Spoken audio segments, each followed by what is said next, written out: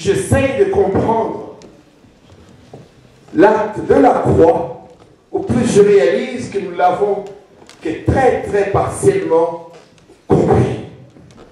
Au plus j'essaye de contempler la puissance de l'œuvre de Jésus-Christ, au plus je réalise qu'elle est extraordinaire. Quand il y a eu ce zali pour moi, il y a eu ce zali kouf. En Jésus, c'est la vie. À l'extérieur de Jésus, c'est la mort. Quand vous prenez la ville refuge, la notion de la ville refuge, quand le malfaiteur courait dans la ville refuge, il était pardonné, il était protégé, de sorte qu'on ne pouvait pas l'exécuter parce qu'il était dans la ville refuge. Maintenant, le diable continue de rôder autour de l'église pour dévorer quiconque sort de l'église. Parce que l'église sert à refléter l'infinie sagesse de Dieu par rapport à la création. C'est ce que Paul dit dans les Épîtres. Quand l'église vit, c'est que l'humanité tout entière vivra au retour du Christ. Lorsque je suis dans une démarche administrative et que je suis tenté de manipuler les choses, de dédoubler le compte de mon ménage pour avoir plus au CPS, au moment où je vais faire ça, je dis, la parole de Dieu vient à moi me dire, non, tu ne peux pas tricher, parce que tu dois marcher droitement. J'utilise le terme tricher pour que toi tu mettes dans le monde, tricher tout ce que toi tu fais, que tu sais bien que ce n'est pas bien. Alors à ce moment-là, lorsque j'applique la foi dans tous les domaines de ma vie, ça veut dire que j'ai couvert tout mon être avec le bouclier de la foi en croix. Bien-aimé, la première prière, qui à mes yeux est la plus importante, c'est d'abord cette vie dont Paul parle. Vivre sous l'inspiration du Saint-Esprit, dépouiller des œuvres de la chair, vivre dans la lumière de Jésus-Christ, vous donne la position. Et cette position-là, c'est déjà la prière. Donc, si Mardochée était Marcoula, il aurait beau jeûner 10 jours, 40 jours, il ne se serait rien passé. Ce qui se passe, c'est que la prière déclenche la main de Dieu, certes. Mais Dieu vient et il est tenu par sa parole. Quand il te regarde, tu n'es pas du tout dans les conditions de sa parole. Qu'est-ce que vous voulez qu'il fasse? Il est tenu par sa parole. Ce qui sauve Mardochée, Esther, ce n'est pas les 3 jours de jeûne. Les 3 jours de jeûne déclenchent la main de Dieu. Le plus important, il fallait que Mardochée soit trouvé. Sa conduite, plaidait pour lui.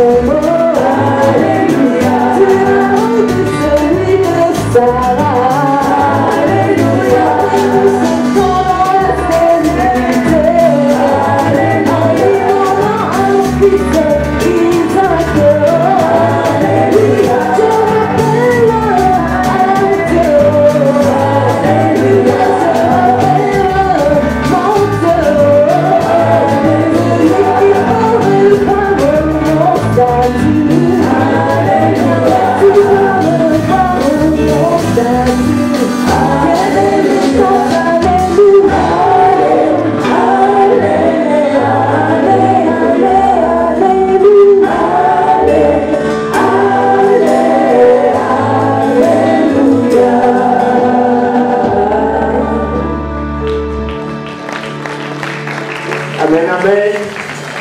C'est lui qui va revoir nos statuts. Est-ce que tu as besoin de paniquer ce matin? Est-ce que tu as besoin de paniquer dans ta maison? Est-ce que tu as besoin de paniquer dans ton couple? Est-ce que tu as besoin de paniquer pour tes finances? Nous avons ici plus que Salomon. Nous avons ici plus que Moïse.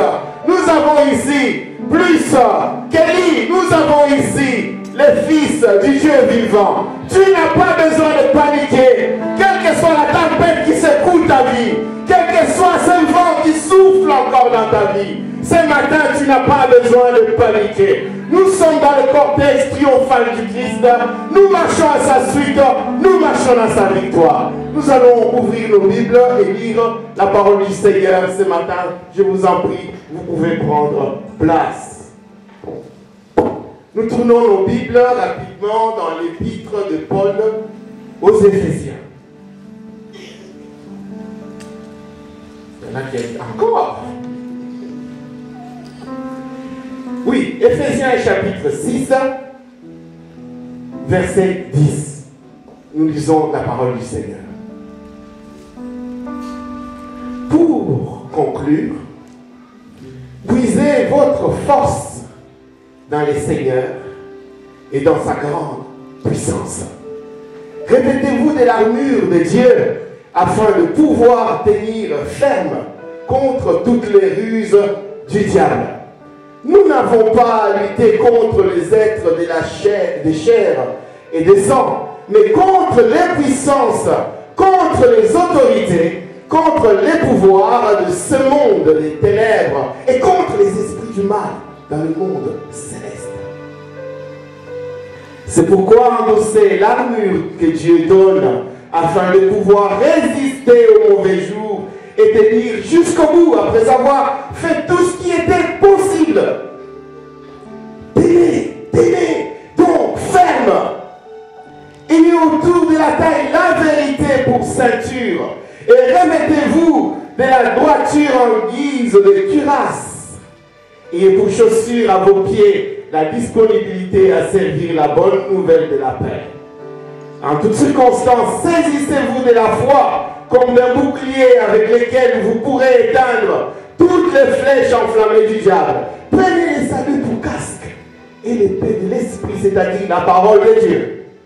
Verset 18. En toutes circonstances, faites toutes sortes de prières et de requêtes sous la conduite de l'esprit. Faites-le avec vigilance et constance. Et intercédez pour tous ceux qui appartiennent à Dieu, en particulier pour moi. Demandez à Dieu de m'étonner. Quand je parle comme ce matin, les mots que je dois dire, pour annoncer avec assurance le secret que révèle la bonne nouvelle. C'est de cette bonne nouvelle que je suis ambassadeur. Un ambassadeur enchaîné. Priez donc pour moi. Priez donc pour que je l'annonce avec assurance, comme je dois en parler. Et ce matin, nous voulons parler avec assurance. Nous voulons parler de la part du Seigneur pour vous transmettre le secret caché en Christ. Et ce Christ-là, nous voulons l'élever. Nous voulons glorifier ce Christ-là. Quand je suis arrivé, on chantait « Jésus, nous célébrons ta puissance, ton amour nous libère. Nous marchons à ta suite et nous célébrons la résurrection de Jésus », disait notre sœur qui nous conduisait. Nous voulons élever Jésus-Christ parce qu'il n'y a que lui, comme le petit chant de frère Pépé. Seyo, Yesu, Bobele, Seyo, Mosusute. Nous voulons élever ce Jésus-là. Si vous pouvez vous mettre debout ensemble, nous allons simplement élever encore ce Jésus-là ce matin.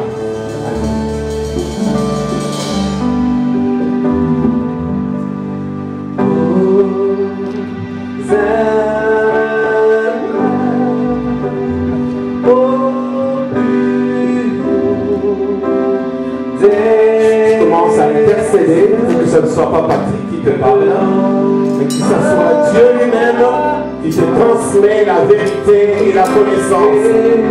La vérité qui libère, la vérité qui régénère. Alléluia.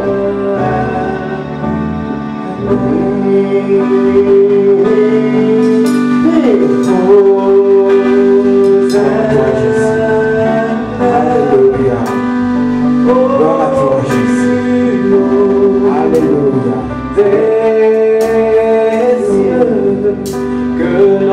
Nous voulons t'élever, Jésus. Nous voulons t'élever. L'Église veut t'élever encore ce matin. L'Église est dans ton cortège triomphal ce matin pour célébrer ta victoire. Alléluia. Oh, gloire à toi, Jésus. Oh, sois élevé, Jésus. Oh, sois glorifié, Inch'Allah.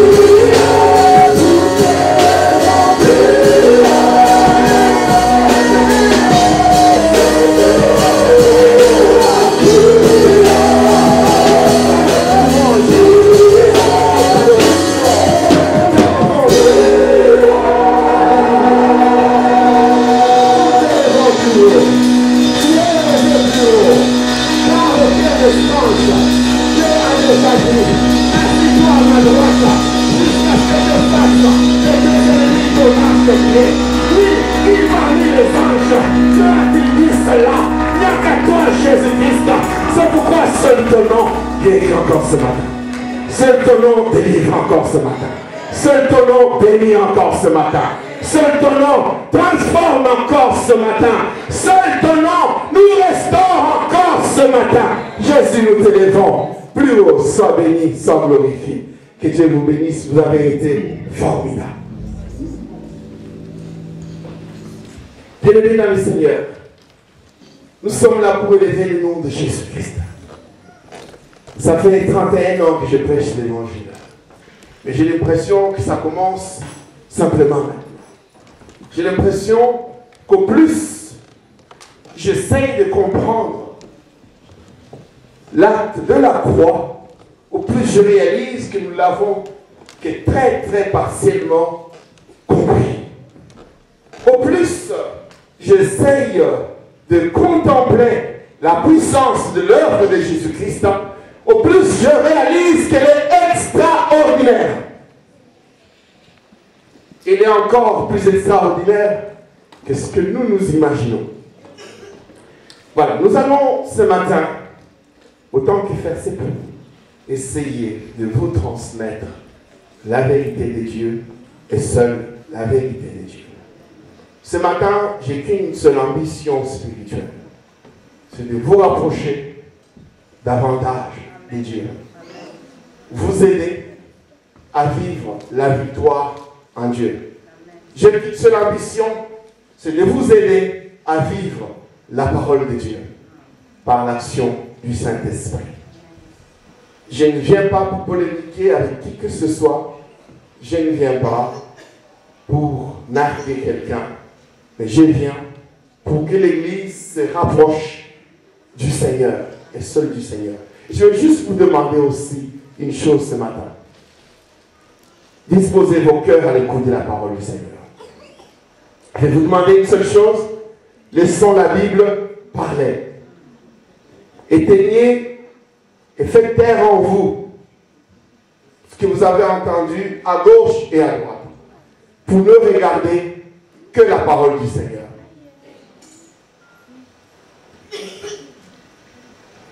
Ce que nous voulons dire ce matin à l'Église, pour ceux qui veulent écrire, mon message s'intitule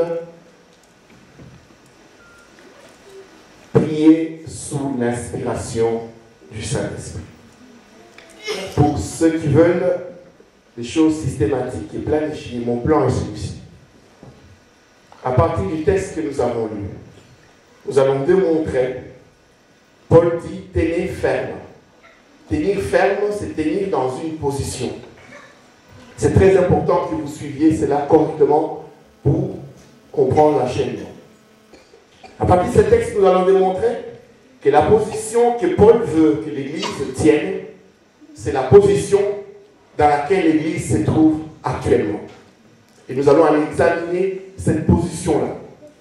Cette position-là est tellement importante que Paul demande à l'Église de tenir ferme dans cette position-là. Dans le deuxième temps, nous allons démontrer qu'à la différence de l'Église, il y a le reste du monde. Donc l'Église a été tirée du monde, parce que l'Église est un peuple mis à part. L'Église est tirée à part, elle vit dans la présence du Seigneur. Vous vous rappelez lorsque nous avons fait l'action évangélique l'année passée avec Pasteur Takas, l'intitulé c'était « Jésus libère de toute chaîne ». Je vous avais parlé sur Jésus la ville refuge. Jésus est notre ville refuge. Parce que le peuple de Dieu est dans la ville refuge, il est sous la protection de Dieu, il est dans la victoire de Dieu. Alors Jacques nous rappelle et nous dit, mais attention, votre ennemi rôde autour de vous. Donc s'il rôde, ça veut dire qu'il n'entre pas là où le peuple de Dieu se trouve. Il rôde à l'extérieur de la ville refuge. Il rôde en cherchant quoi? De dévorer. Alors Pierre dit, soyez vigilants. Donc nous allons démontrer que la position dans laquelle l'Église se trouve, on doit tenir le cap. On doit tenir cette position. Mais à l'extérieur se trouve un combat rude. Et je suis d'accord. Et ça serait une malhonnêteté évangélique que de nier la réalité du combat spirituel. Le combat, il est réel. Le combat spirituel, il est réel. Il y a des familles qui sont détruites. Il y a des vies qui sont détruites. Il y a des carrières qui sont détruites. Mais nous allons repositionner tout cela. Nous allons repositionner tout cela. Quand ça se passe et quand ça ne se passe pas. Maintenant, pour tenir dans ce combat, qu'est-ce que l'Église doit faire? Et quel est réellement le combat de l'Église? Et alors, comment l'Église doit prier pour tenir ces câbles-là? Ça, c'est la deuxième étape. Donc, première étape, nous partons du texte pour montrer la position de l'Église et les combats qu'il y a autour. Et la deuxième partie, nous allons voir comment l'Église doit résister à cela dans la prière et comment il faut prier. Et là, nous profiterons pour répondre aux questions pratiques que les gens nous ont posées après que nous avons commencé à donner ces enseignements. Quelques sœurs sont venues me demander, oui, maintenant j'ai du mal à prier. Ok, je suis habitué à prier à... Je suis habitué à... Et maintenant, comment je dois prier? Alors, il y a quelqu'un d'autre qui est venu me dire, mais je suis un peu perturbé. C'est quand que je dois et quand je ne dois pas. C'est pour ne pas le dire. Bon, alors, nous allons repositionner ça. Pour dire ouvertement, il y a des gens qui sont perturbés dans les enseignements et ils sont libérés en même temps parce qu'ils réalisent qu'il y a quelque chose qui se passe. Oui, il y a quelques bien-aimés qui sont venus nous dire, à la lumière de la parole, j'étais dans une relation que je ne trouvais pas normale, je ne pouvais plus continuer. Oui, j'ai pris la décision d'arrêter. Oui, ma soeur, oui, mon frère, tu as raison de le faire. Que Dieu te soutienne dans cette position. Tiens les câbles, tu verras, tu ne seras pas déçu. Marche avec Dieu, tiens les câbles, continue de lever le nom de Jésus. Et tu seras étonné comment Dieu va te visiter dans ta décision. Continue de prendre cette décision. Il y a quelques personnes qui sont venues nous dire, oui, dans mon travail, j'ai facturé quelques heures au noir. Oui, je trafiquais sur les heures. Mais est-ce que je l'ai fait quand même? J'ai quand même fait le travail, même si le patron ne le sait pas. Est-ce que c'est du vol? Je lui ai dit, ma soeur, mon frère, pour ne pas que vous sachiez si c'est un homme ou une femme. J'ai dit, oui, si tu sens cette interpellation-là dans ton cœur, c'est que le Saint-Esprit t'a parlé. Et si le Saint-Esprit t'a parlé, c'est que la parole de Dieu est en train de te libérer. Parce que la parole, elle vient pour nous libérer. Tu es en train d'être libéré de l'esclavage et attache-toi à Jésus-Christ, tu verras. Alors nous allons examiner quelques cas pratiques à la lumière de la parole de Dieu. Et nous retournerons dans la Bible voir, depuis la Genèse jusqu'à l'Apocalypse, comment les gens ont prié dans la Bible. C'est un programme ambitieux pour une prédication. On ne pourra pas tout faire, évidemment. On séparera peut-être en quelques étapes selon que le Seigneur permettra que nous revenons. Nous allons essayer d'aller rapidement. Je vais essayer de me contenir pour ne pas trop m'emballer, pour rester calme dans l'exposition. Je voudrais que ça soit aussi plus un enseignement. Mais parfois ça me démange, ça m'emballe. Nous sommes dans Éphésiens chapitre 6. Paul vient de dire que pour conclure, nous avons expliqué tout cela dans notre enseignement sur le plein feu, sur l'armure spirituelle. Vous pouvez retrouver cet enseignement sur le site du micro de Pasteur Bobo. Sur notre site, je crois qu'il n'y est pas encore. Je ne vais pas revenir tout ça, mais je vais reprendre juste un cheminement pour que vous compreniez. Si vous ratez, je vais diviser ça en 3 parties. Donc j'ai 15 minutes pour terminer cette partie. Si vous ratez la compréhension de cette partie, le reste ne servira à rien. Vous allez rester dans vos polémiques, vous allez rester dans votre façon vieille de prier. Mais si vous comprenez cette partie, vous sortirez d'ici révolutionné dans la manière de prier. Paul dit à l'Église, tenez bon, tenez ferme, gardez les caps, tenez les caps, tenez bon, tenez ferme, résistez. Tenez bon dans quelle position? Dans la position où Christ a conduit l'Église. D'abord, Paul dit à l'Église, aux Éphésiens, qui n'étaient pas encore Église, il dit, vous qui étiez autrefois païens, exclus de loi de Dieu, exclus de droit de cité à Israël, vous n'avez pas droit aux alliances divines. Mais Dieu, par son amour, a envoyé son Fils. Il s'est donné à la croix. Il s'est donné à la croix pour détruire, effacer l'acte dont les ordonnances vous condamné. Et il vous a donc, je passe de Éphésiens en Colossiens, il vous a donc transporté. Il vous a transporté du point A, des condamnations, des abominations. Il vous a pris au point B, le royaume des lumières de son Fils bien-aimé. Mais dans Éphésiens, il dit ceci, chapitre 2. Vous qui étiez esclaves, vous qui étiez païens, maintenant vous êtes morts avec Christ. Vous êtes ensevelis avec Christ.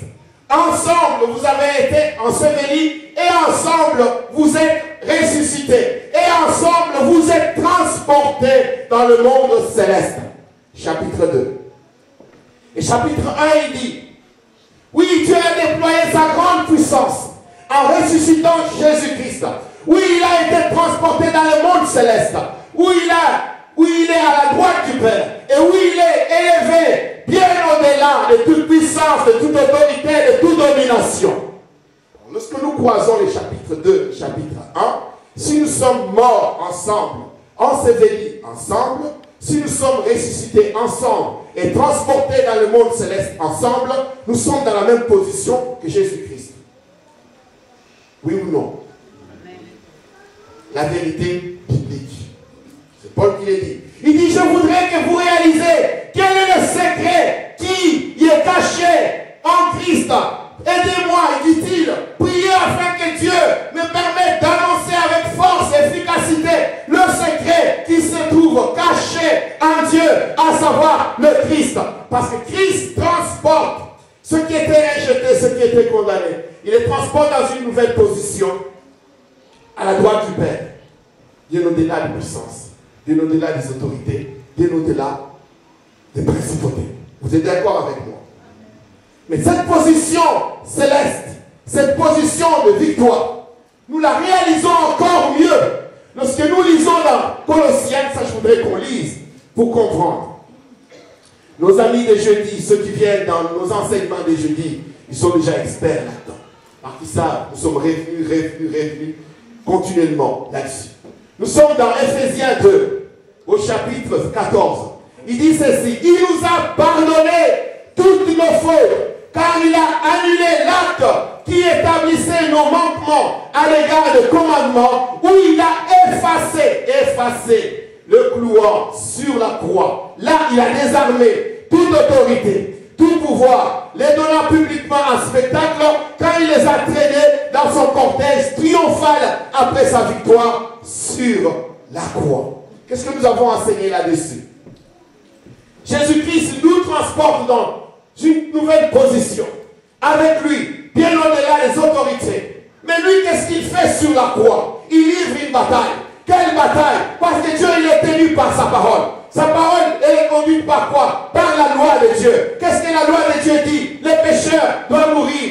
Et moi, je suis pécheur. Et quelle est la bataille que Jésus livre sur la croix? Il efface l'acte dont les ordonnances m'ont condamné. Il remplace, il crée une nouvelle loi, la loi de la grâce. De sorte que le pécheur que moi je suis, ma place a été prise par Jésus-Christ lui-même sur la croix de Golgotha. Et qu'est-ce qu'il fait en ce moment-là? Il prend l'acte d'accusation. Alors jeudi, nous avons dit, quoique je ne sois pas juriste, mais le bon sens voudrait comprendre que quand il n'y a pas d'acte d'accusation, il ne peut pas y avoir de condamnation. Et il ne peut pas y avoir d'accusation s'il n'y a pas une loi. Parce que l'accusation est faite sous la base de la loi. Maintenant, Jésus-Christ, qu'est-ce qu'il fait? Il transforme la loi qui t'est condamnée. Il la transforme dans la loi de la grâce.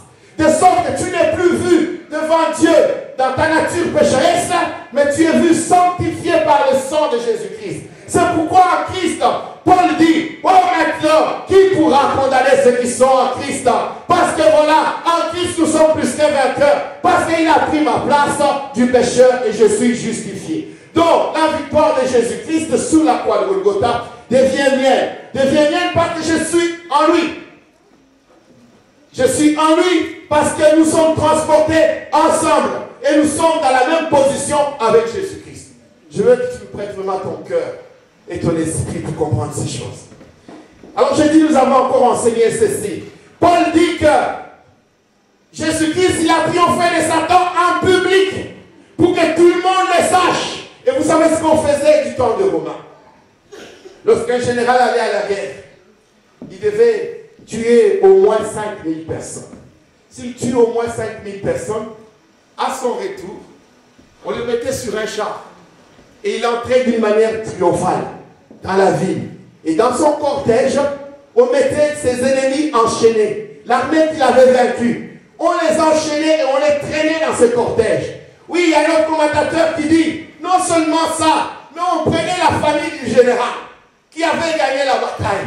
On la mettait avec lui derrière son char pour entrer d'une manière triomphale dans la ville et célébrer la victoire du général.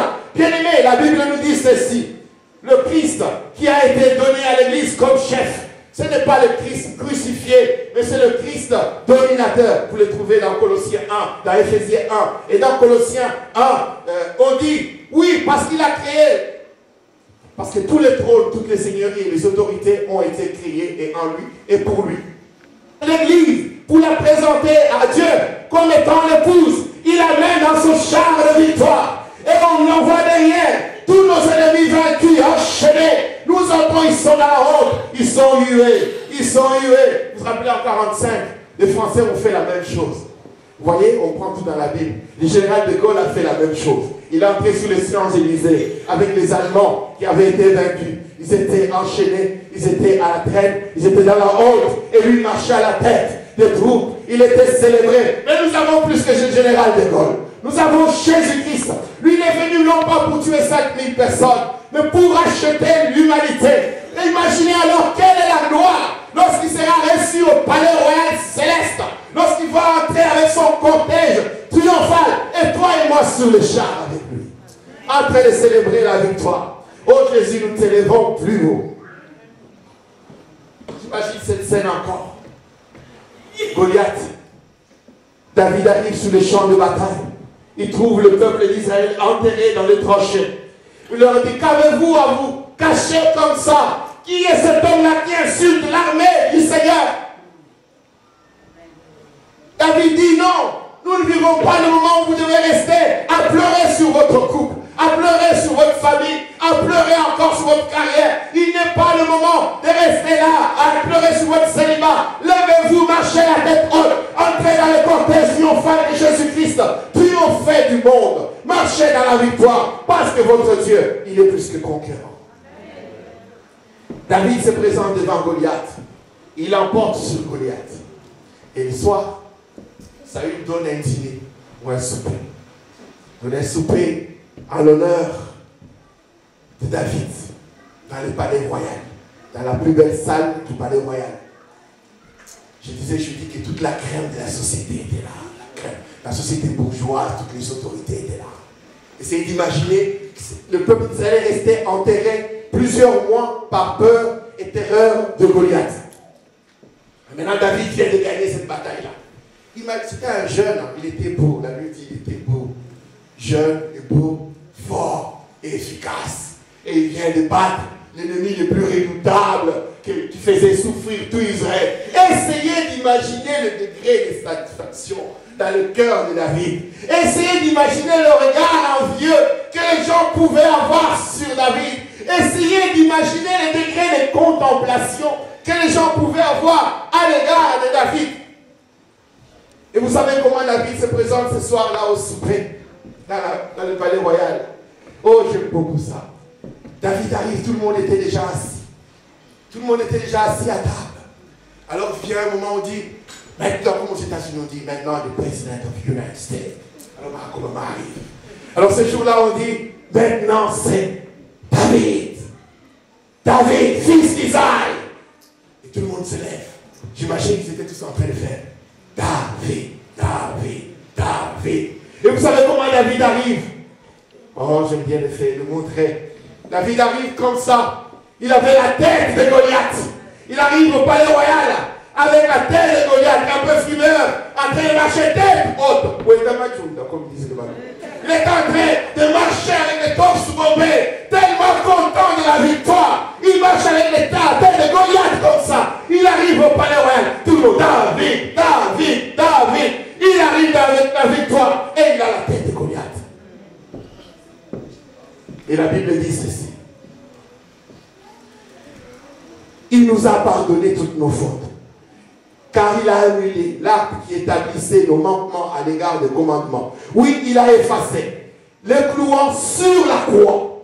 Là, il a désarmé toute autorité, tout pouvoir, les donnant publiquement un spectacle quand il les a traînés dans son cortège triomphal après sa victoire sur la croix. Bien-aimés, nous vivons une époque où nous devons marcher dans le cortège triomphal de Jésus-Christ.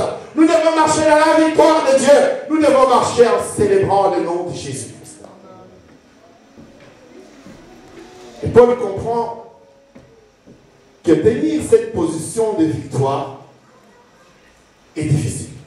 Je ne sais pas si vous avez compris dans quelle position l'Église se trouve. Que j'ai fini cette partie. Que vous avez réalisé dans quelle position l'Église se trouve actuellement. Elle est unie à Jésus-Christ, à la droite du Père, élevée bien au-delà de toute puissance, de toute domination, de toute autorité.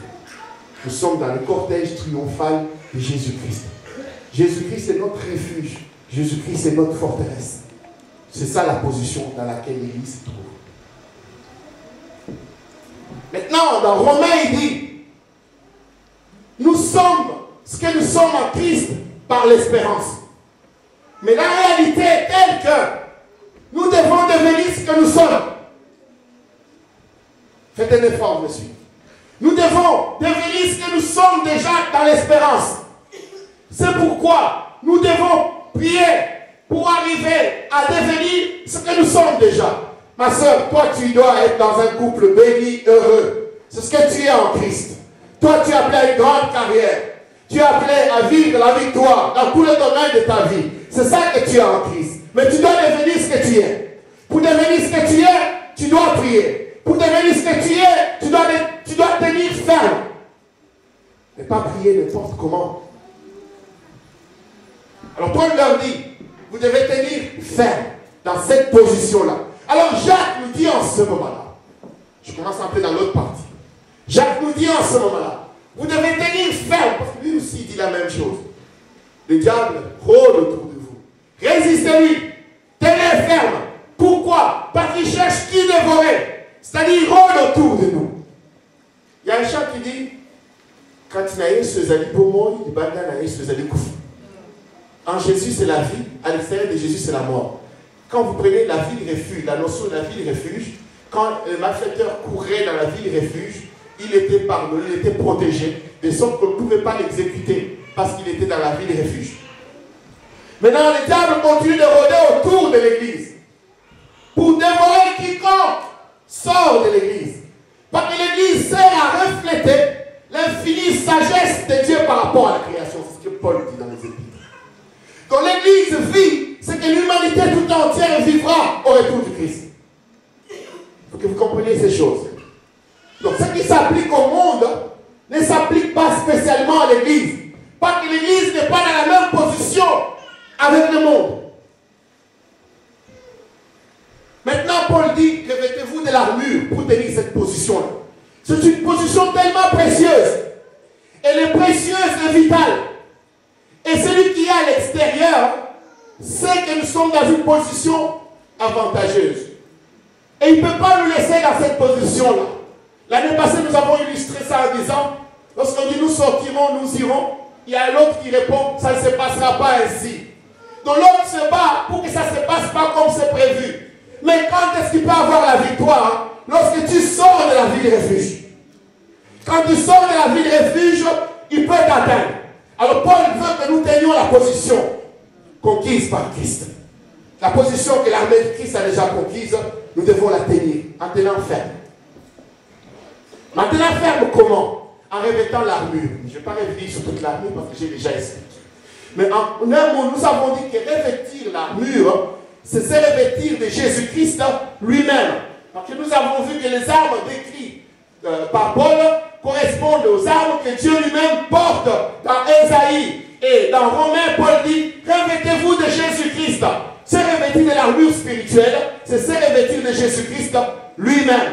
Vivre la vie sous la lumière du Christ, étant dépouillé des œuvres de la chair par la conduite du Saint-Esprit. Et je vais revenir sur une seule notion. Paul dit par-dessus tout, tenez les boucliers de la foi avec lesquels vous pouvez éteindre toutes les flèches enflammées lancées par l'ennemi. Je parlais de David. Vous savez, lorsque David arrive devant Goliath, Goliath portait un...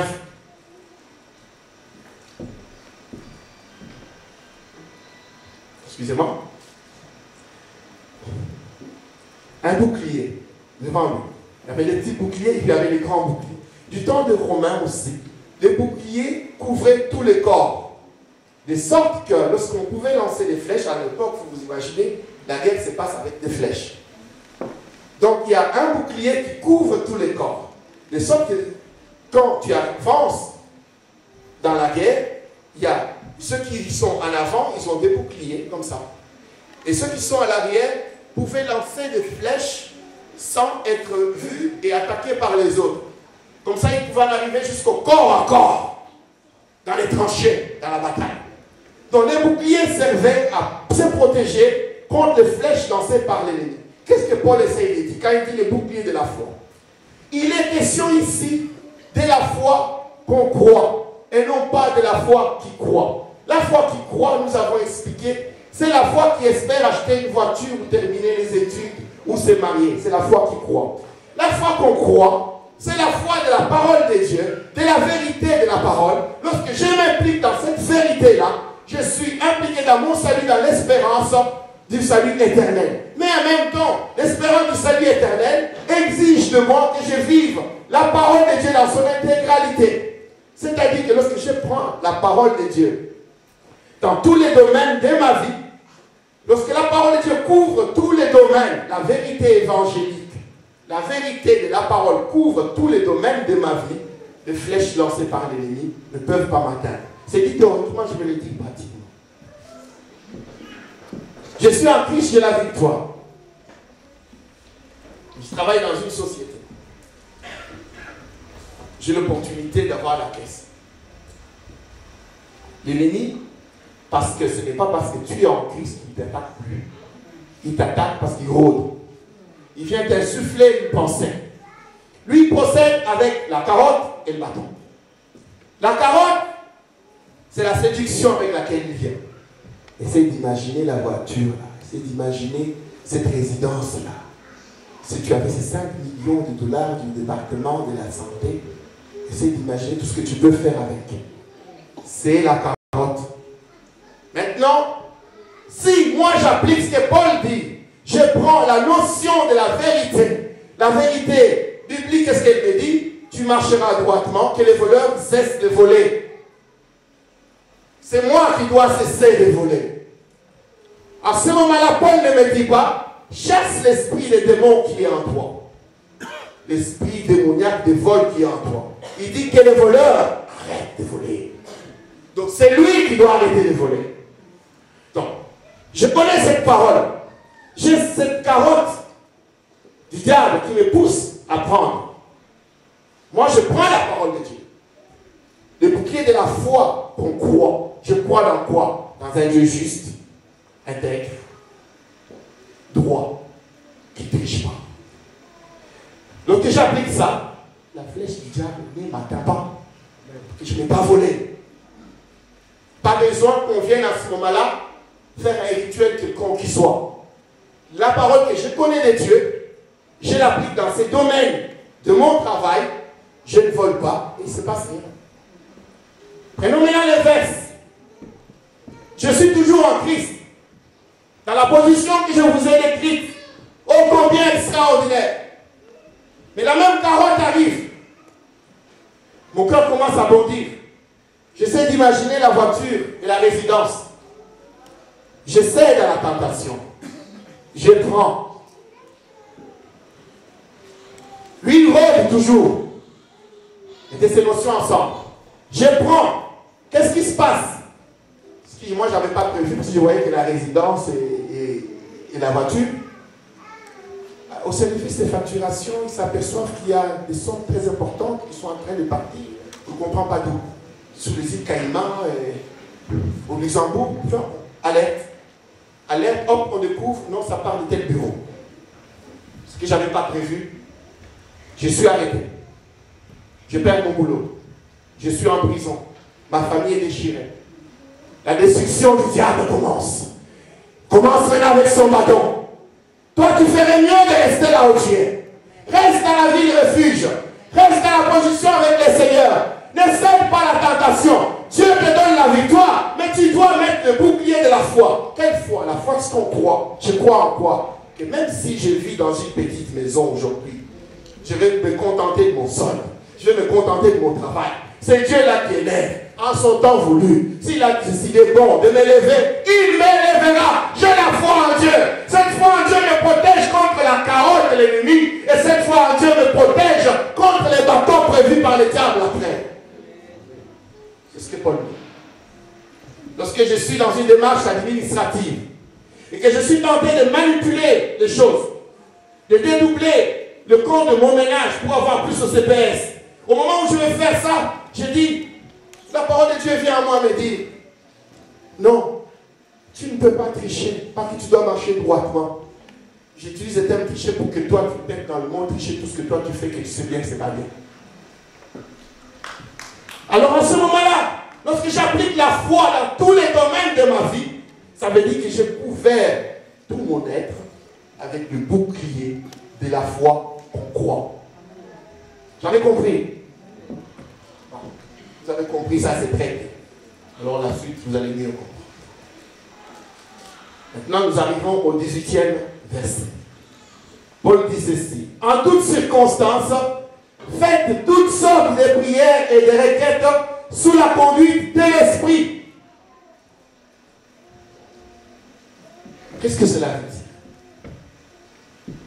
D'abord, il dit en toutes circonstances, faites toutes sortes de prières et de requêtes sous l'inspiration du Saint-Esprit. Et il dit, faites-le avec vigilance et constance. Pourquoi avec vigilance? Parce que dans le domaine des prières ou de la prière, il y a eu à boire et à manger. Les gens ont fait n'importe quoi.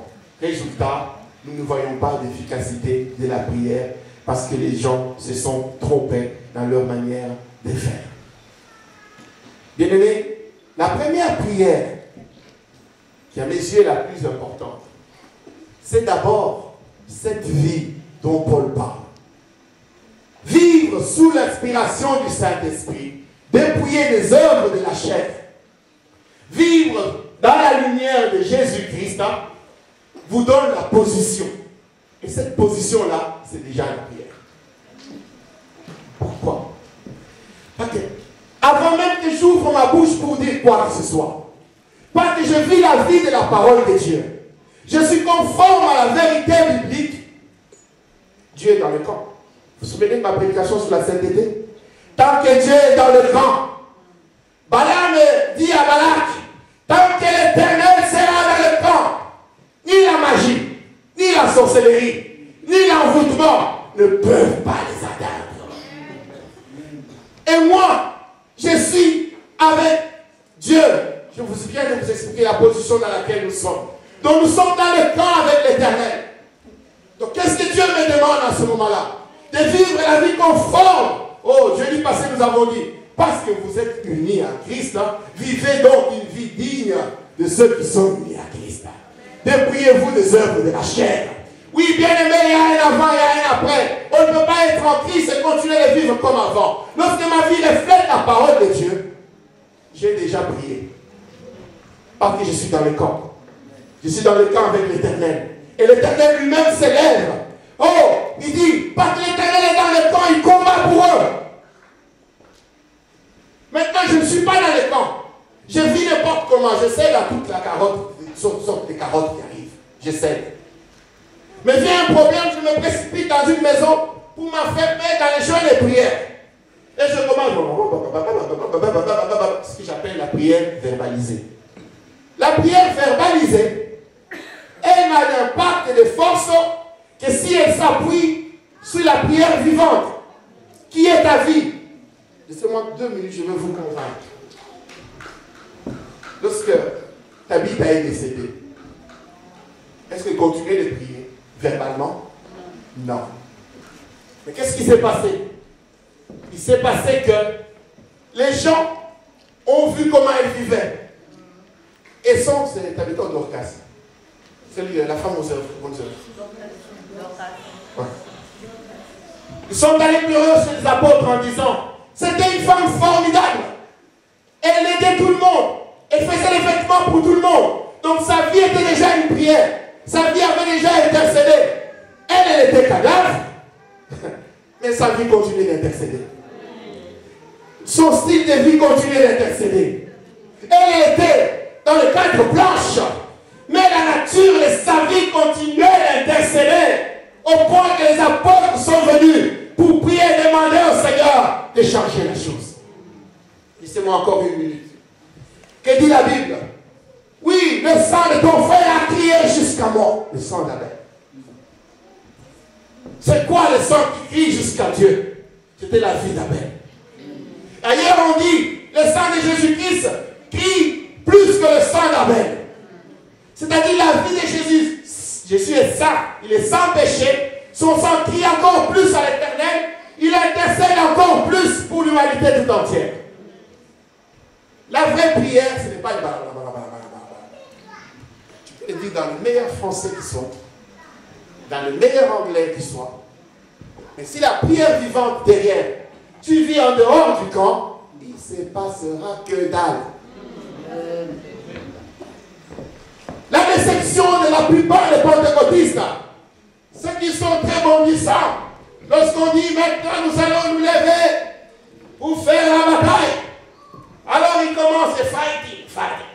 Oh bien-aimé. Alors et qu'ils battent, et qu'ils chassent, et qu'ils poussent, et qu'ils poussent jusqu'à ce qu'on tombe par terre.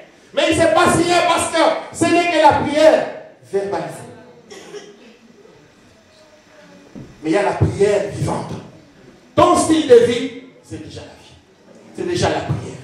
La manière dont tu vis, c'est ça ta vraie prière que tu intercèdes devant Dieu. Tu peux tous nous mentir. Tu peux crier ici, tu peux crier comme tu veux. Mais c'est le style de ta vie qui parle pour toi ou contre toi devant le Seigneur. Parce que le Seigneur, il est élu par sa parole. Prière verbalisée, prière vivante. Mais Paul dit, faites toutes les prières, toutes sortes de prières, sous la conduite du Saint-Esprit.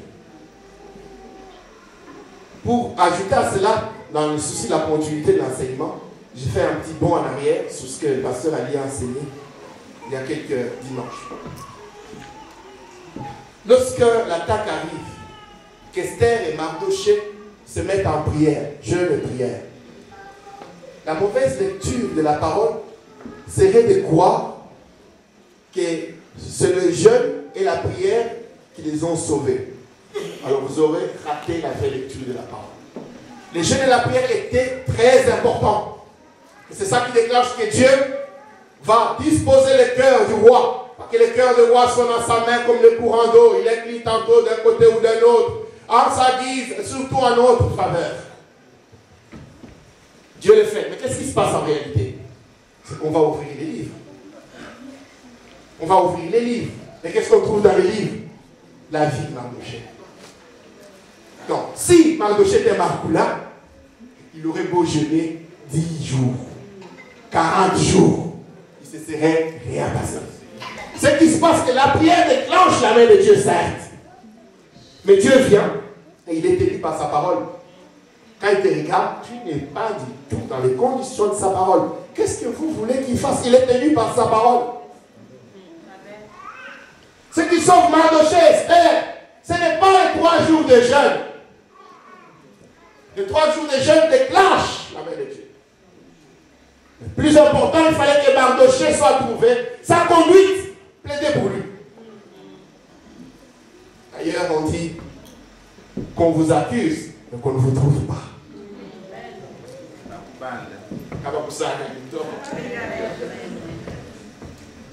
Amen, amen. Mardoché est sauvé parce que sa vie était conforme à la parole. Faites toutes sortes de prières sous la conduite du Saint-Esprit. Certes, il y a des moments où le Saint-Esprit nous révèle des choses à faire d'une manière précise.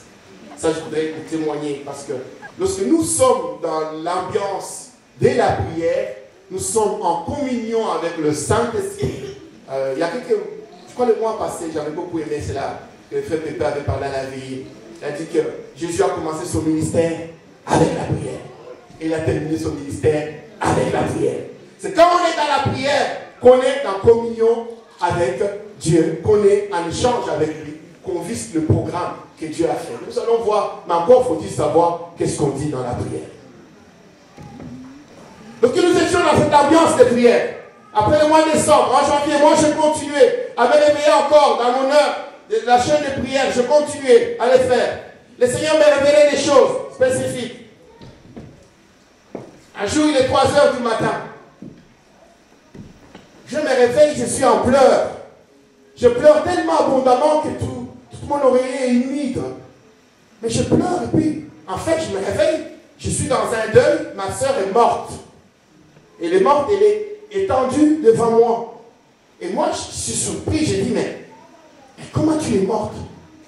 Et elle me dit, oui, mais ce n'était pas prévu, mais c'est arrivé quand même. Moi, en plus, je ne m'y attendais pas, me dit-elle. Mais ça m'a l'air tellement réel que je ne pouvais pas m'empêcher de continuer de pleurer en ce moment-là. Je dis, Seigneur, qu'est-ce que cela veut dire? Je comprends qu'il fallait prier chez elle. Le matin, je me réveille, je l'appelle, je dis, je voudrais venir te rendre visite. Il me dit, ah, ça tombe bien parce que je viens de déménager. Je voulais appeler notre pasteur pour prier, mais comme tu m'appelles, alors tu peux venir prier. Donc j'appelle l'ancien Christian, avec maman Émilie, sur le tas avec eux. Je leur dis, on va aller visiter ma soeur Thème. J'ai acheté quelques tartes, nous sommes arrivés, nous avons mangé, elle a fait le foufou, nous avons mangé, toute l'ambiance était familiale, mais elle ne sait pas pourquoi nous sommes là. Et moi je sais. Et j'avais dit seulement au frère Christian, lui et moi nous savions pourquoi nous étions là. Nous sommes venus prier pour mettre le nom de Jésus-Christ dans cette maison-là. Nous avons fait la prière au nom de Jésus-Christ. Elle n'est pas tombée par terre, elle n'a pas tremblé. Il n'y a rien qui s'est passé. Nous avons prié selon l'ordre du Seigneur. Et nous sommes rentrés. Elle ne sait toujours pas pourquoi nous sommes venus. 2 semaines après, il est 3 heures du matin. On m'appelle, mon téléphone sonne. Je dis, c'est pas possible. On me dit, ta soeur est en train de mourir. Devinez laquelle? Celle chez qui on avait été. Alors, dans l'hôpital où elle était, on dit, son frère, c'est Patrick Badi Banga, il est anesthésiste, il avait travaillé dans cet hôpital. L'anesthésiste s'en occupait, panique un peu, m'appelle à 3 heures du matin. Alors il est spécifique, et quand il dit, en tout cas là, on a peur. Il dit, ça a été très chaud, en tout cas on est en train de l'appeler parce que j'ai transfusé, je crois, plus de 10 poches de sang. À un moment donné, on ne contrôlait plus la situation. Bon, d'abord, c'est son mari qui m'appelle, je lui dis, reste calme, le Seigneur est au contrôle. À ce moment-là, ça revient à moi, ce que le Seigneur nous avait révélé. Nous avons prié, la victoire est dans notre camp. Amen. Je lui dis, pas de panique, il ne se passera rien. Vous savez, lorsque Paul, dans ses navires, tout le monde panique, que le navire est en train de couler. Lui, il se lève avec assurance. Je me rappelle, il y a très longtemps, le frère Christian avait prêché là-dessus. Paul se lève avec assurance et leur dit, j'essaie de mettre mes mains dans le poste, j'imagine qu'il était très fier de ça. Il dit, au nom de Dieu que moi je sers. Être en Dieu, c'est quand même succulent. Quand on est avec Dieu dans le camp, c'est formidable. Paul leur dit, au nom de Jésus-Christ que moi je sers. Je vous dis que nous arriverons à Rome. Le bateau ne va pas couler. Et moi, je dis à mon beau-frère qui parfois snob les choses de Dieu. Je lui dis, non, tant qu'il dit, il faut prier. Je lui dis, ça ne passera rien. Bon, j'avais oublié de lui dire, au nom de Jésus-Christ, que moi je sais. Ça serait à le faire, je lui dirais ça. Je lui dis, ça ne passera rien. Alors l'anesthésiste m'appelle, m'explique le cas, il me dit, je l'ai mis au respirateur, on va le descendre aux soins intensifs. Moi, je dis, ok. Aujourd'hui, elle est très bien, elle est sortie de là. Après, je suis allé la voir dans l'hôpital, je lui ai dit, tu devrais mourir. Tu aurais pu mourir. Mais Dieu ne fait jamais rien sans révéler. Priez sous l'inspiration du Saint-Esprit. Ne faites pas les chants pour rien. Priez sous l'inspiration du Saint-Esprit. Mais pour être sous l'action du Saint-Esprit, il faut être attaché à Dieu. Il faut vivre la parole de Dieu. Il faut vivre dans la lumière du Christ. Alors il vous révèle des choses. Alors il vous dit des choses. Ce que vous devez faire exactement. Mais Dieu ne peut jamais se contredire avec sa parole.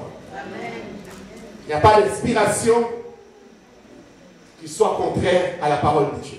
Là, il faut que j'avance parce que ma deuxième partie doit se terminer.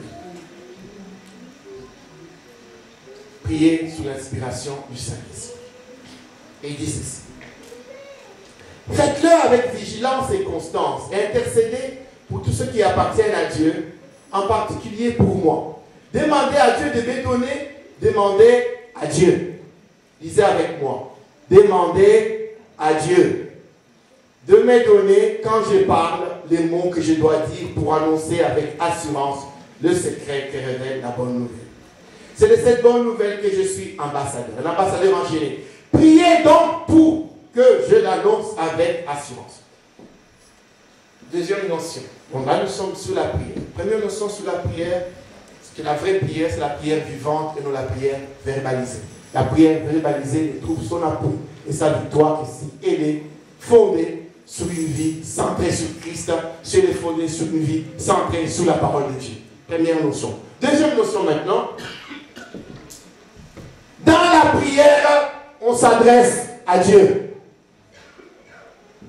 Suivez-moi bien. Nous allons mettre toutes les notions que nous venons de dire ici ensemble.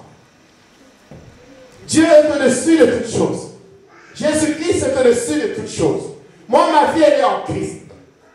Je suis dans la position de victoire avec Jésus-Christ.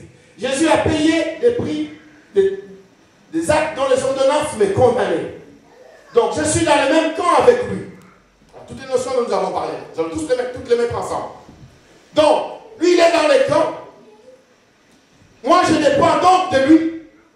Toute ma vie est en Christ. Que votre vie soit basée sur Christ. Dans Colossiens 2, soyez enracinés en lui. Construisez toute votre vie sur Christ. Je dépends totalement et entièrement de Dieu. Donc, lorsque je dois prier, faites sous l'inspiration du Saint-Esprit, je m'adresse à Dieu et à Dieu seul. Dans la prière, on ne s'adresse pas aux démons. Parcourez toute la Bible, de la Genèse à l'Apocalypse. J'ai cherché, j'étais enfermé à l'hôpital 2 jours. Je n'ai pas trouvé un verset où un homme de Dieu fait la prière en s'adressant aux démons. Allez voir Néhémie. Néhémie, nous entrons directement dans quelques cas, je vais faire vite pour que j'arrive à transmettre la pensée. Néhémie doit faire une démarche administrative. Il apprend que sa ville est détruite.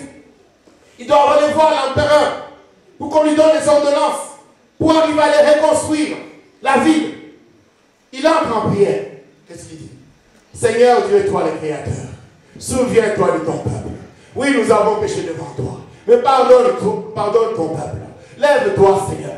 Il s'adresse à Dieu et à Dieu seul. Maintenant, lorsque vous mettez ensemble avec les notions, pourquoi on doit s'adresser à Dieu et à Dieu seul? Parce que c'est de lui que nous dépendons. Ma vie ne dépend plus d'une réunion, je l'ai dit dans les autres prédications. Ma vie ne dépend plus d'une réunion faite au bord d'une rivière ou dans une bicoque à Massinanimba, Bouénédit ou je ne sais pas où. Ma vie ne dépend pas de tout cela. Ma vie dépend de Dieu et de Dieu tout seul. Donc je dois m'adresser à Dieu et à lui tout seul. Cherchez dans la Bible le jour que vous pourrez venir me voir à la permanence.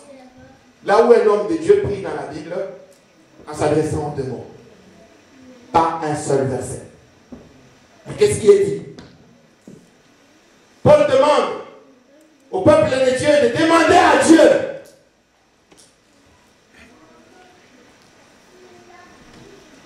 Nous dépendons de Dieu. Ce matin, lorsque je venais dans la voiture, il y a un chant en anglais. You are my all in all. Vous dites cela? Jésus, Lamb of God. Jesus, Lamb of God. You are my all in all. Dieu est mon tout en tout. En toute chose, Jésus-Christ est notre tout. Donc c'est à lui qu'on doit s'adresser. Ma vie dépend de ce que lui décide. Et non pas de ce que les hommes décident dans le monde. Je vais prendre quelques cas concrets pour vous en convaincre. Nous sommes à la matinée de l'église. L'église vient de naître.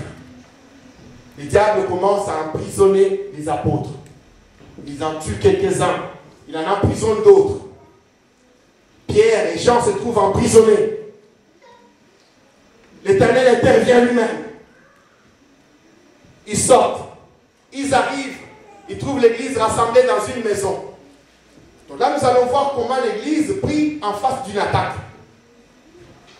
Je voudrais, pour ceux qui veulent des polémiques inutiles, je voudrais leur dire, n'allez pas dire ce que moi je n'ai pas dit. Je ne dis pas qu'on n'est pas attaqué, qu'il n'y a pas d'attaque. Je dis que les attaques sont bel et bien là. Elles sont tellement fortes que toi, humain que tu es, tu ne peux rien. Ça a coûté la vie du Fils de Dieu lui-même. Parce qu'il était impossible que l'homme fasse cette bataille-là et l'emporte. Qu'est-ce que nous avons vu lorsque nous avons parlé d'Exode? Lorsqu'ils arrivent devant la mer Rouge, Moïse leur dit, vous gardez le silence et l'Éternel combattra pour vous. L'Éternel doit combattre. C'est l'Éternel qui combat. Alors, moi, qu'est-ce que je dois faire? Je dois me mettre dans l'harmonie avec Dieu pour que sa volonté s'applique sur la terre, donc dans ma vie. Il faut comprendre cette notion aussi. C'est que dans la prière, nous n'imposons pas notre volonté à Dieu. Mais dans la prière, c'est le modèle de prière donné. Je vais y revenir dans quelques minutes. C'est le modèle de prière donné par Jésus-Christ lui-même aux apôtres. Il dit que ta volonté soit faite sur la terre comme au ciel. Donc dans la prière, nous prions pour que la volonté de Dieu se réalise. Nous prions quelle est la volonté de Dieu. Je venais d'introduire avec ça. C'est de nous mettre dans cette position avec Christ. Donc nous prions pour devenir ce que nous sommes déjà en Christ. C'est pourquoi nous nous adressons à lui et à lui tout seul. Mais retournons à notre histoire. Les apôtres arrivent, trouvent l'église enfermée. Et ensemble, ils commencent à prier. Tournez vos Bibles rapidement dans Actes des Apôtres, chapitre 4. Bien-aimés, ce matin, que le Saint-Esprit touche vos cœurs, que vous laissiez tomber cette façon de lire la Bible avec des lunettes de tel ou de tel. Lisez la Bible, c'est qu'elle dit elle-même. Parce que quelqu'un dit. Nous sommes dans Actes des Apôtres, chapitre 4. Que dit la Bible? La Bible dit ceci. Sitôt, verset 23, sitôt libérés, Pierre et Jean se rendirent auprès de leurs amis et leur racontèrent tout ce que les chefs des prêtres et les responsables du peuple leur avaient dit. Après les avoir écoutés, tous, écoutez bien ce que la Bible dit, tous, donc toute l'église, tous ensemble, tous unanimement, se mirent à prier Dieu. Quelqu'un aurait lu, se mirent à chasser l'esprit d'opposition contre l'Église. Non. Ils se mirent à prier Dieu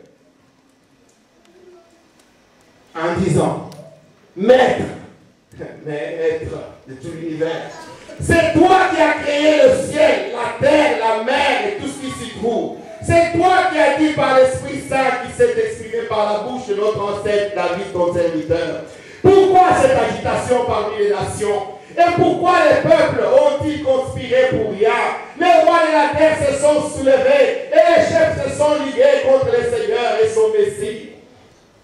En effet, c'est bien une ligue qu'Hérode et Ponce Pilate, les nations et les peuples d'Israël ont formé dans cette ville contre ton saint serviteur Jésus, que tu as choisi comme Messie. Ils n'ont fait qu'accomplir ce que tu as décidé d'avance dans ta puissance et dans ta volonté. Maintenant, Seigneur, vois comme une menace. Il y a des menaces, ta vie est menacée. Oui, ton couple est menacé. Ta famille est menacée. Mais cours vers la vie de refuge. Cours au pied de la croix de Jésus-Christ. Cours vers le torrent de la miséricorde. Cours saisir le corps de l'autel. Cours vers la grâce elle-même transformée. Cours vers la grâce elle-même matérialisée en Christ. Ne perds pas ton temps à te battre avec un ennemi déjà vaincu sur la croix. Parce que l'acte dont les ordonnances nous condamnent, il l'a effacé. Il a dépouillé ses ennemis. Il les a traînés dans son cortège triomphal. Cette victoire-là est déjà acquise. La tienne est de vivre dans la parole de Dieu. La tienne est de rester dans le camp avec l'Éternel et de continuer de t'adresser au Seigneur de gloire et le Seigneur de miséricorde. Et le peuple d'Israël prie et dit ceci. Maintenant, ô Seigneur, vois comme il nous menace. Et donne à tes serviteurs la force d'annoncer ta parole avec une pleine assurance. Étends ta main pour qu'il se produise des guérisons, des miracles et d'autres signes au nom de ton saint serviteur, Jésus-Christ. Quand ils eurent fini de prier, la terre s'est mise à trembler sous leurs pieds. Église de Dieu, sortons les tranchées de cet évangile tordu par Franck Peretti et par Peter Wagner, qui ont commencé cette notion ridicule. Peter Wagner a écrit un livre intitulé Confronting the Power, où il opposait les puissances et les pouvoirs. Et Franck Peretti, il avait écrit les ténèbres actuelles. Et l'autre livre, c'était Percer les ténèbres. C'est à partir de ces trois livres-là que le mouvement, mal compris, du combat spirituel a commencé. Les autres, là, de chez nous, n'ont fait que recopier. Je ne sais pas leur nom. Ils n'ont fait que recopier. Mais ils ont confondu des notions et des choses. Ils ont placé les choses pas dans la chronologie biblique. Ils ont confondu l'avant et l'après. Et Peter Wagner, lorsqu'on lui demande, mais sur quelle base biblique vous pouvez faire les confronting the power? Lui, il dit, c'est par le réma. Alors il dit, j'étais en Philippines, j'ai entendu une voix me dire qu'il faut mettre au point une nouvelle stratégie de la guerre spirituelle. Et qu'est-ce qu'il dit? La voix n'était pas audible, mais elle était aussi claire que si elle était audible. Vas-y comprendre quelque chose. Et sur base de ce modèle, il a écrit son confronting the power, où les gens doivent aller dans cette méthode scabalitique. On doit faire des confrontements, des confrontations, tous les matins, tous les jours, avec le diable. Mais ils ne savent pas qu'ils sont en train de servir le diable, parce que c'est à l'intérêt du diable, cette notion-là. Pourquoi? Nous voyons que Dieu a triomphé du diable en Jésus-Christ, en public, pour que tout le monde sache qu'il a été vaincu, il a été désarmé. Mais si je dois continuer de me battre avec lui tous les jours, c'est comme s'il n'a pas été vaincu. C'est comme si j'ai dit à Jésus-Christ, ton œuvre n'a pas été parfaite. Tu n'as pas fini ton œuvre. Laisse-moi t'aider un peu. Alors du matin au soir, on fait les confronting the power. Tous les matins, tous les soirs, on fait ça. Mais ici, l'église de Dieu est dans une position d'attaque. Elle est attaquée, elle est menacée. Mais qu'est-ce que l'église de Dieu fait? Elle s'adresse à Dieu et à Dieu lui seul. Amen. Interviens, papa. Étends ta main pour qu'il se passe des guérisons et des miracles. Alors je voudrais dire aussi à notre église, quand on se trouve dans une prière d'intercession, la prière d'intercession, on intercède Dieu. On n'intercède pas les démons. Quand on intercède, on s'adresse à Dieu. Quand on se trouve pour préparer les cultes, c'est ça la prière qu'il faut faire. Père, étends ta main pour que nous annoncions ta parole avec force, pour qu'il se réalise les guérisons et les miracles. C'est à Dieu qu'on s'adresse.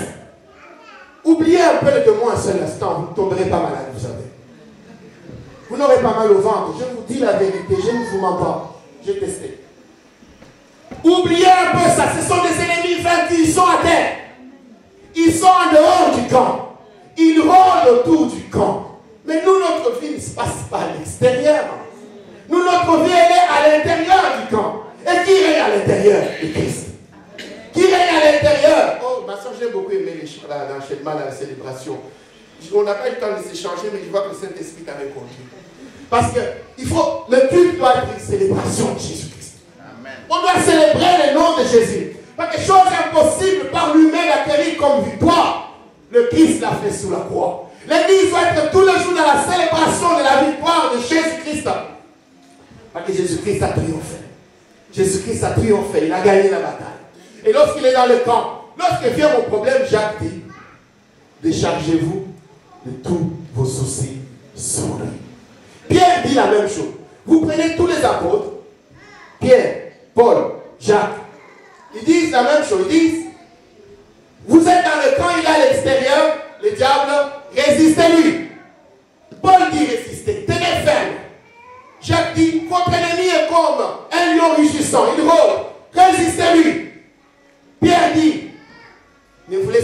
frères, soyez vigilants, résistez. Donc, notre position est dans la victoire, mais nous avons en face de nous des attaques extérieures. La Bible nous demande, par rapport au diable, je dois résister. Et là, je vais commencer une notion qui va peut-être te troubler. Nulle part dans la Bible, de la Genèse à l'Apocalypse, il n'est demandé à quelqu'un de lier le diable. C'est faux. Cette façon de prier en liant le diable n'existe pas dans la Bible. Allez me chercher un verset, amenez-le-moi. Par rapport au diable, la Bible dit résistez. Il est déjà vaincu. Ce qu'il essaie de faire, c'est de nous séduire pour nous attirer à l'extérieur et nous anéantir. Tu as un doute dans ton cœur. Laisse-moi maintenant 1 minute, je vais te convaincre. Combien d'hommes de Dieu dans le monde sont en train de lier Satan en ce moment-ci? Combien? Milliers. Alors, s'il est lié, donc il ne peut pas agir dans le monde. Paul dit, quant au jugement, ne soyez pas des enfants. S'il est lié, comment expliquer qu'il y a encore le mal dans le monde? Et puis alors, il faut qu'on nous explique aussi, quand on les lit pendant combien de temps? Et qu'est-ce qui se passe que tout d'un coup, après, il est encore délié? On ne s'est jamais posé toutes ces questions, il faut se les poser. Bon, qu'est-ce qui se passe entre le moment où je l'ai lié et le moment où il est à nouveau délié et que je dois recommencer à les lier? Ce n'est pas biblique, ce n'est pas dans la Bible. Vous priez, vous ne recevez rien parce que vous priez mal. Vous voulez vous adresser au Créateur. Vous êtes là à lier, à lier. Il n'est jamais dit une seule fois dans la Bible de lier le diable. Il nous est demandé de lui résister et de le chasser. Jacques dit, résistez-lui et il s'enfuira loin de vous. Quand je lui résiste, il s'enfuit. Et nous les chassons. Nous entrons dans une famille, nous prêchons l'évangile. Les gens reçoivent le Christ. Ils abandonnent les fétiches, ils abandonnent la prostitution. Ils sortent du royaume du diable. Nous l'avons chassé dans cette maison. Nous l'avons chassé dans cette ville. On ne chasse pas le diable d'une ville. C'est aussi une fausseté, mais énorme quand même. Depuis combien de temps? Vous savez, aux États-Unis, il y a eu ce mouvement, surtout dans les années 80 et 90. Alors il y a un évangéliste qui a demandé aux autres. Il y avait des conférences partout. Dans le Confronting the Power. On faisait des conférences pour chasser les démons territoriaux de New York, de Miami, de Los Angeles. Alors il y a un évangéliste qui a posé la question, est-ce que New York est devenu pour autant une meilleure ville? Est-ce que Miami est devenu pour... Oh, à Kinshasa, combien d'églises? Lis le diable, lis le chasse. Maintenant, une vérité que vous allez comprendre. Personne ne peut lier le diable, vous savez pourquoi? Parce que Dieu seul peut lier le diable. Et il a prévu le moment. Ça, c'est dans Apocalypse 20. Il sera lié en 2 temps. C'est la parole du Seigneur. Il sera lié en 2 temps. La première fois, il est lié pour 1000 ans. C'est le règne de 1000 ans du Christ. Et puis, il sera relâché pour un temps court. Et puis, à nouveau, il sera lié pour être jeté définitivement dans les lieux arides, dans les étangs de feu. C'est les 2 fois où la Bible dit que le diable sera lié. Encore, juste être un peu avoir le bon sens. La Bible dit qu'il est le prince de ce monde. Il est le Dieu de ce monde. Mais si on le lit, il ne peut plus être le prince de ce monde. Donc on serait en contradiction frontale avec la parole de Dieu elle-même. Donc nous croyons faire pour Dieu et nous nous trouvons en opposition avec Dieu. Dieu veut que Satan travaille encore. C'est la volonté de Dieu. Il veut que Satan travaille encore. Parce qu'au plus lui travaille encore, au plus l'œuvre de la croix prend tout son sens. Parce que les gens ont besoin de Christ. Si le diable ne travaille pas, l'œuvre de la croix n'a pas de sens. Maintenant, si toi tu lis Dieu, tu précèdes Dieu dans... Tu lis Satan, tu précèdes Dieu dans son action. Et ce n'est pas biblique. Et Jude nous dit ceci. Jude, verset 9. Il dit, il y a des gens, il y a même des évangélistes internationaux, ils viennent d'Argentine, je ne citerai pas le nom, vous en connaissez. Je dirais peut-être en aparté, mais je n'ai pas dire comme ça que c'est diffusé. Du haut de l'estrade, ils s'en prennent aux êtres célestes. Ils insultent le diable. Ils l'injurient. Jude dit, ne soyez pas fanfarons. comme ces gens-là. Parce que même l'ange Michael arrive en confrontation avec le diable. Il s'est disputé le corps de Moïse. Pourquoi Michael n'a pas lié le diable? Et la Bible dit, Jude dit, il s'est contenté de lui dire, Satan, que Dieu te réprimande. Il s'en remet à Dieu. Et se retrouve dans une deuxième confrontation. Lorsque Daniel fait la prière, il y a un premier ange qui arrive pour apporter la réponse à Daniel. Il est retenu dans le monde céleste. Nous n'avons pas à lutter contre la chair et le sang, mais contre les esprits dans les airs. Oui, ils existent, mon frère. Je crois encore plus au combat spirituel, plus qu'avant. Mais je crois encore et davantage, plus à la victoire de Jésus-Christ sur la croix. Aujourd'hui encore plus qu'hier. Je crois dans cette victoire. Daniel continue sa prière. Et s'attarde. Puis vient un ange qui vient lui révéler. Oui, depuis le premier jour, tu as commencé à prier. La réponse était en train de descendre. Mais j'ai été retenu dans les airs. Mais Dieu m'a secouru. Il m'a envoyé l'ange Michael. Le même ange Michael qui lui avait lutté avec le diable pour se disputer le corps de Moïse. Deuxième confrontation. Et là également, nous ne voyons pas l'ange Michael lier le diable. Et même Pierre et Jude nous disent, n'essayez pas de faire ça. Ce combat-là, et ça, il n'y a pas mis colo. Ça, il a mis sauter. Donc, le combat, dans l'affrontement avec le diable, c'est le combat de Dieu. Et il a gagné sous la croix avec Jésus-Christ. Le combat de l'Église, c'est de tenir ferme dans la position de victoire, dans la parole de Dieu, et de résister. Nous résistons, il s'enfuit. Nous résistons, il s'enfuit. Au contraire, lorsque nous-mêmes nous venons avec l'évangile, dans le cœur qu'il a emprisonné, nous proclamons l'évangile, nous les chassons. Mais nous ne pouvons pas les lier. Donc, dorénavant, Dieu te pardonne ce que tu as fait comme avant, comme erreur, parce qu'on ne savait pas. Ne perds pas ton temps à je te lis. C'est anti-biblique. On ne peut pas lier le diable. Le temps viendra.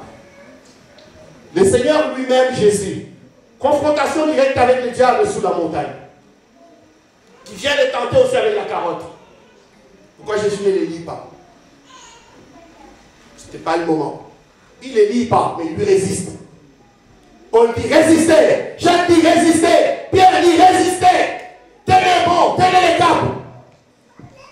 D'où vient cet évangile délié? C'est un évangile de facilité où les gens ne veulent pas vivre la parole de Dieu. Ils veulent se contenter des slogans et des cris. Tu as beau crier comme tu veux, ça ne passe à rien. Mais Jésus résiste avec la parole. Les enfants de Dieu, la prière doit se passer avec la parole. Nous, l'important, c'est de connaître la parole pour vivre la parole de Dieu et résister. Le diable, on ne les lit pas. On peut les chasser dans certaines circonstances où Dieu nous en donne l'ordre, mais on lui résiste. On lui résiste en vivant une vie digne de l'évangile, une vie de la parole. Alors Dieu intervient.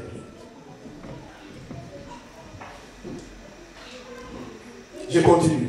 Oh, je crois que je ne terminerai pas trop aujourd'hui. Mon programme était trop ambitieux. Je vais juste terminer cette partie des sortes de prières. Le reste, on verra après si le Seigneur le permet. Alors, maintenant, des cas pratiques. Nous avons vu, là, c'est l'Église entière, attaquée par le diable. La prière, elle est adressée à Dieu. Ils prient avec la parole de Dieu. Ils ont utilisé le psaume, un psaume là. Pourquoi cette agitation parmi les nations? Ils ont utilisé la parole de Dieu pour prier. Et ils demandent à Dieu lui-même d'intervenir. Et c'est Dieu qui intervient. Deuxième exemple, vivant. J'ai parlé des démarches administratives de Néhémie. Tu es dans une démarche administrative quelconque. Comment tu dois prier? Je m'adresse aux esprits d'opposition, ceux qui s'opposent à mon dossier. Je vous détruis vos projets. Je vous anéantis dans le sang de Jésus. Faux. Faux et archi faux. La Bible, ce qu'elle dit, Néhémie s'adresse à Dieu. Il dit, j'ai une démarche administrative à faire. Seigneur, dispose le cœur du roi. Seigneur, marche avec moi. Donc, fais réussir mon voyage, dit le serviteur d'Abraham. Dans une démarche quelconque, on s'adresse à Dieu. Tu fais des démarches pour les visas. Nous allons voir voir maintenant le cas de Paul lui-même. Thessaloniciens, verset 2.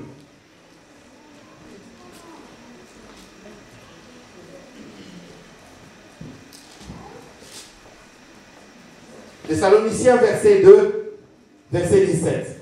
Nous lisons. Chapitre 2, verset 17. Excusez-moi, c'est 1 Thessaloniciens. Je vais arrêter dans quelques minutes, parce que je continuerai une autre fois, je vous l'en. 1 Thessaloniciens, chapitre 2, verset 17. Nous lisons ceci. En ce qui nous concerne, chers frères, étant séparés de vous pour un temps, de corps, mais non de cœur, nous avons fait beaucoup d'efforts pour vous revoir, car nous en avions le vif désir. C'est pourquoi nous avons voulu aller chez vous. Moi, Paul, je l'ai tenté à 1 et même 2 reprises, mais Satan nous en a empêchés. Ah. Donc les enfants de Dieu peuvent avoir une opposition dans leur démarche. Oui. Et Paul, là, il identifie que c'est Satan qui m'empêche. Bon, maintenant, essayons d'imaginer l'église pentecôtiste zélée de notre temps. Nous faisons les démarches pour que nos pasteurs aillent évangéliser au Gabon. Toutes les démarches échouent. Toutes les démarches échouent. On mobilise l'église. Semaine de prière. Essayez d'imaginer les types de prières qu'on va faire. Soyez honnêtes avec vous. Soyons honnêtes. Un seul instant. Quel est le type de prière qu'on va faire? D'abord, je vais le dire à l'ungage, je vais traduire. Tokote la molimo oyo la opposition.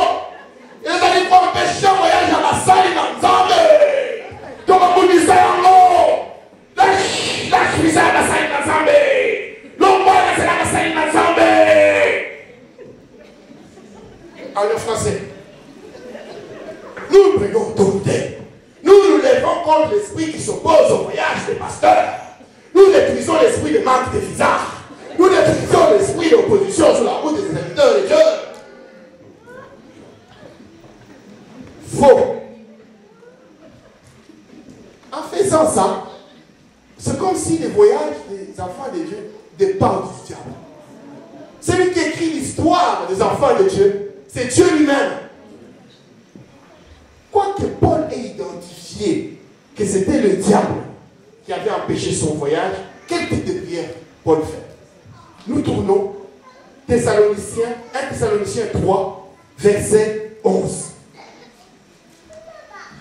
Je commence par les 10. C'est pourquoi, nuit et jour, nous lui demandons. Il demande à qui?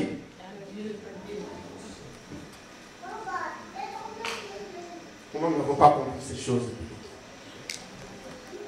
D'abord, je voudrais aller au 7. Aussi, frères, au milieu des angoisses et de nos détresses, vous nous avez réconfortés par la réalité de votre foi. Oui, maintenant nous nous sentons revivre, puisque vous tenez bon.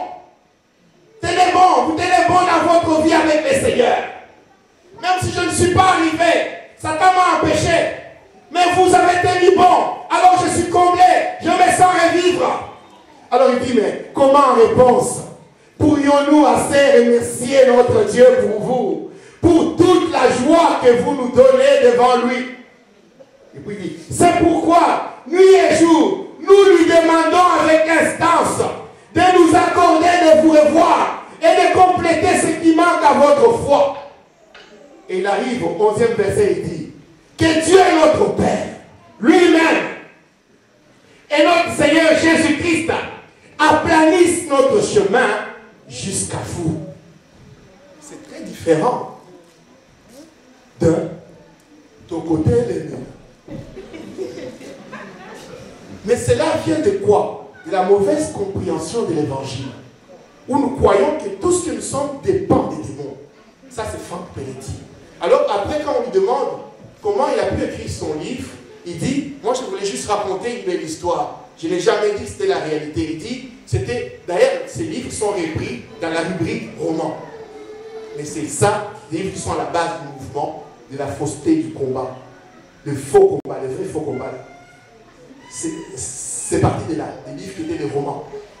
Là, le vrai combat, Paul dit, je suis dans la joie de savoir que vous tenez bon et ferme devant le Seigneur, et je continue maintenant de prier pour que Dieu lui-même aplanisse mon chemin jusqu'à vous. Paul continue de croire que son voyage, quand Dieu va dire, maintenant Paul, tu voyages, Satan ne pourra pas l'empêcher. Amen.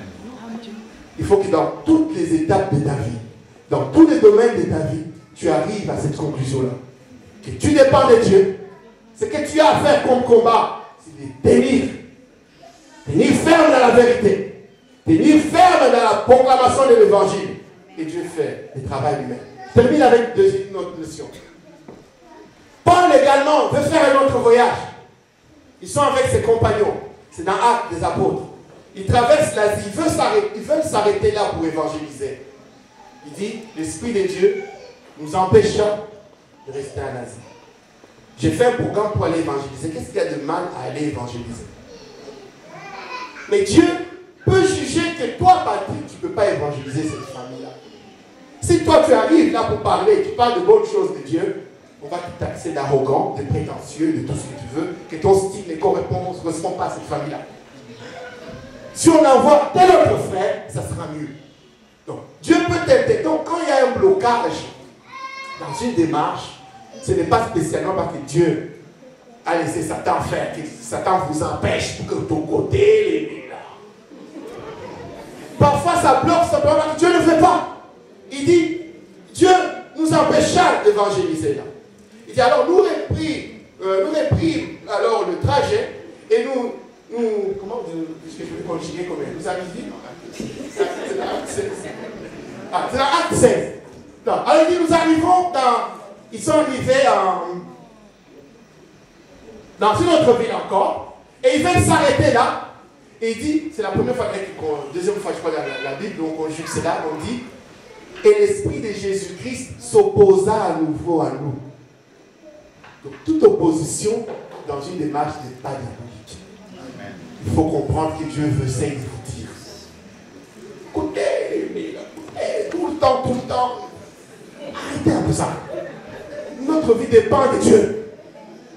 Ça dépend de Dieu. Alors, il dit, et là, le Seigneur nous empêcha encore de rester dans cette ville-là. Et puis, parce que vous devez faire les prières sous l'inspiration du Saint-Esprit. Et Paul dit, dans une vision, le Seigneur lui montre les Macédoniens. Et les Macédoniens lui dit, viens à notre secours.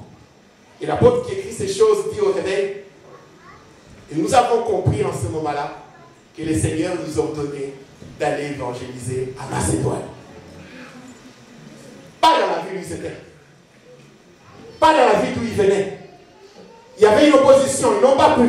Donc, jeune fille, jeune garçon, dans une démarche quelconque, il y a des moments où il faut discerner le langage de Dieu, c'est quoi?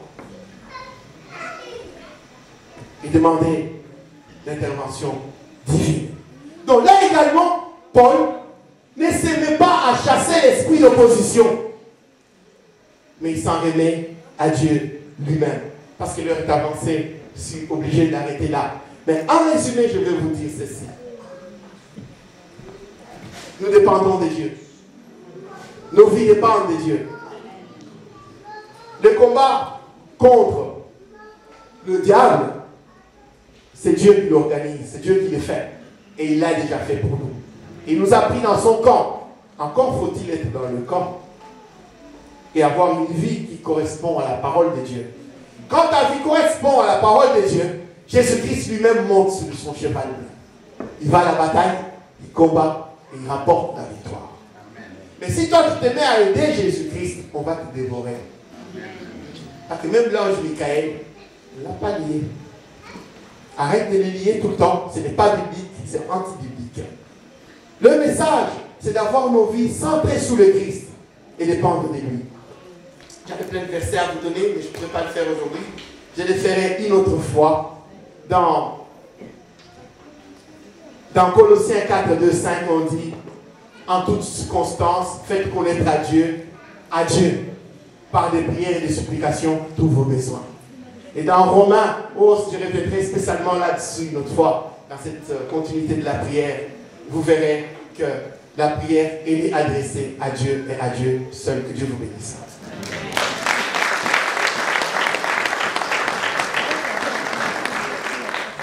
Nous allons nous incliner dans la prière.